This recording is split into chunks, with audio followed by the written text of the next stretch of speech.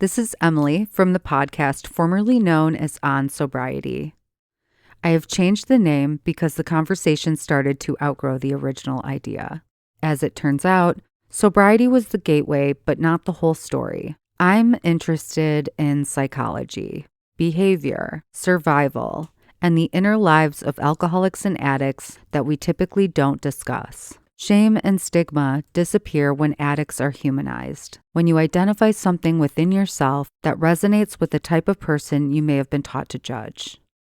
Before we start this episode, I want to talk about the process. Editing with ChatGPT has been gnarly. I had to insert my voice a few times for clarification. My interview skills are weak, and the story needed a bit of help. I had to bleep a few things and disguise a voice, which is much more difficult than one would expect. But hey, I'm new, and I'm giving myself a pass for the next few episodes. Speaking of which, let's get to it. I'm Emily, and this is On Addiction, an earlysobriety.com podcast.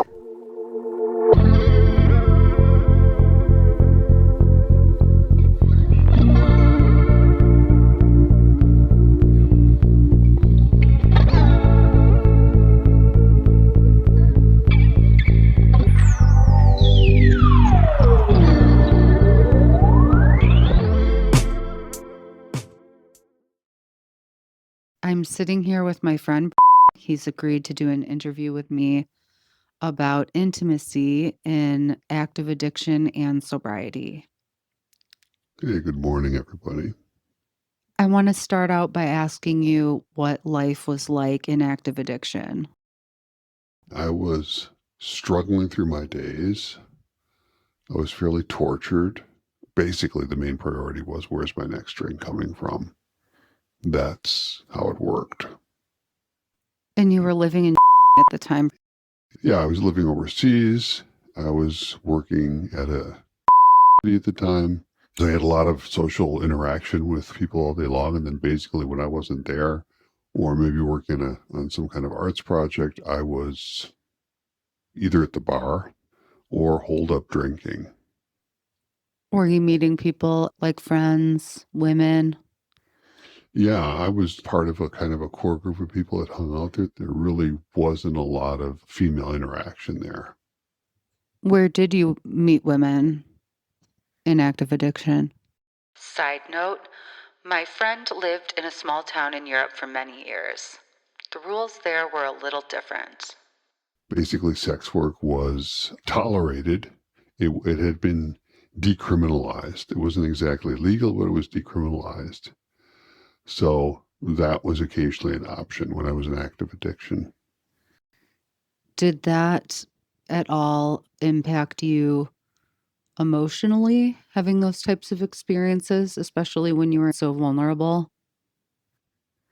I would have to say, really, no. Of course, it's not something I'm proud of or anything like that, but in a lot of cases, a lot of these women were voluntarily there to earn money, for example, to get married, just to earn money to help support their families and so forth. I'm not justifying this, but it's not like they were trafficked drug addicts or anything. It's a very different situation than what one would, I imagine, run into here. And I have to say, actually, I interacted with some very charming, nice human beings, some of which I saw more than once. So it was a safe way for you to emotionally find connection when you were in active addiction. It wasn't emotional. It was, frankly, sexual release. What was intimacy like for you without alcohol? It's like I had to relearn. I'm a difficult, distant person, I suppose, in some ways. I think I'm there for the people around me, but I do still tend to isolate, actually. I feel like I had to relearn some things, and I think I'm getting better at that. But I was stunted in some ways. I think that's one thing people in early recovery learn is that, you've turned off your emotional and spiritual development. And I'm having to relearn things. It's not easy after such a long period of serious addiction, of serious use. I would be interested in trying to understand psychologically where someone is at when they're drinking excessively alone on a regular basis. Like what types of thoughts go through your mind?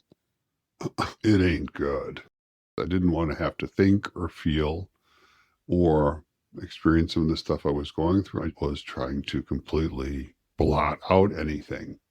So that's what was going on. It was just basic, deeply seated, systematic self destruction, is what was going on. I didn't want to feel anything. What part of you was hurting the most through all of that? What was hurting? My soul, my heart, my spirituality. I was alone. I didn't realize at the time. Someone said something to me right before I left my situation there. This person said to me, "You could have asked for help. You could have reached out and asked for help." And that never occurred to me. Didn't think anybody cared. I was just very alone, very isolated. And maybe I didn't have to be, but that wasn't the point. The point is that's the position I put myself in. I was drinking 1 to 2 fifths of vodka a day. It's not like cognitively you're firing on all cylinders at that point. I could have reached out to a number of people and said, "Hey, I need help." I started drinking again. I didn't have the type of environment where I felt comfortable doing that. And I guess I'm just bad at asking for help. There were a couple people specifically I could have gone to and said, "Look, I'm drinking again. I'm in really bad shape. I need help. Please help me get through this. Please help me stop again." But I felt so isolated. I just slid right back in. I've never actually reflected on this before like this. It's interesting talking about that because I could have reached out for help. Instead, I just started drinking again. And I specifically remember when this happened too. It was spring of 2015. That was like my last little run, which was very bad until I got sober 3.5 years later. But yeah, I think that's important. And it's difficult because how do you reach somebody like that that's in that situation? And I think that's one of the places where it's so important that people are sensitized, not just to the fact like, oh, XY obviously has a problem is drinking too much, actively being able to reach out to the person and say,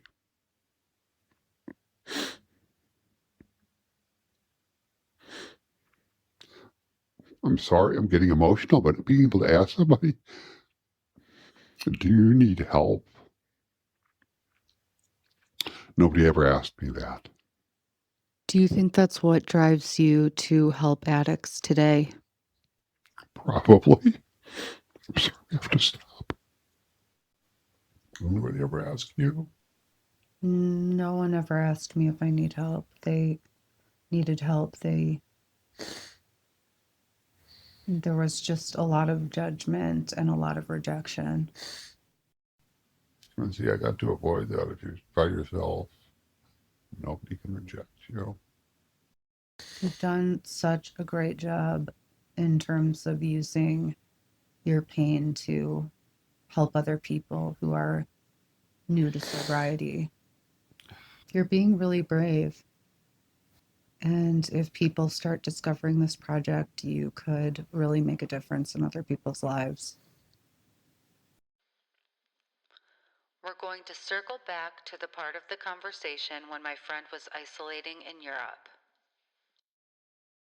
That level of isolation, I was wandering around to random places, but it was just continuously to this insane extent, just a continuous search for my next drink. Because I was a maintenance drinker, I started at 5 in the morning, 6 in the morning.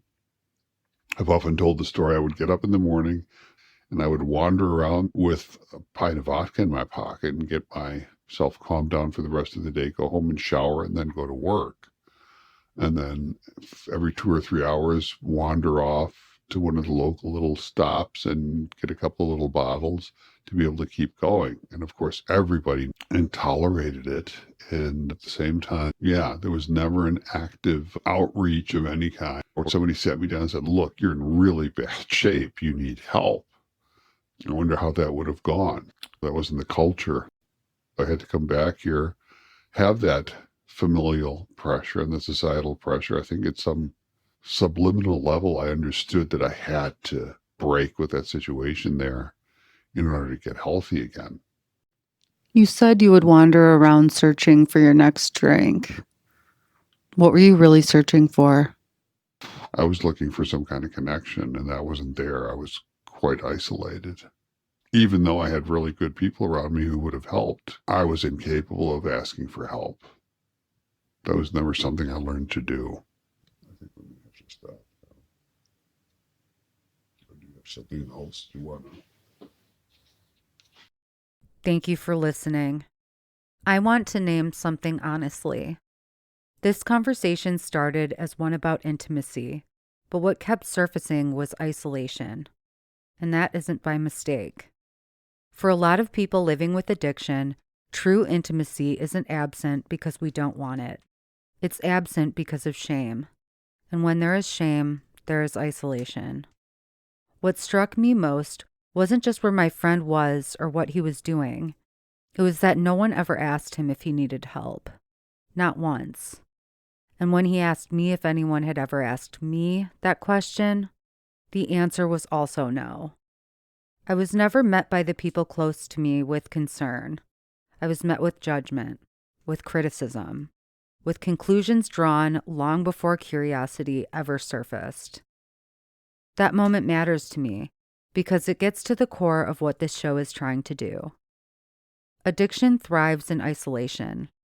It's reinforced by silence, stigma, and by the way we talk about addicts as problems instead of people.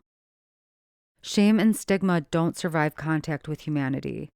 They dissolve when addicts are allowed to be seen as whole people, complicated, vulnerable, intelligent, and hurting, not as cautionary tales.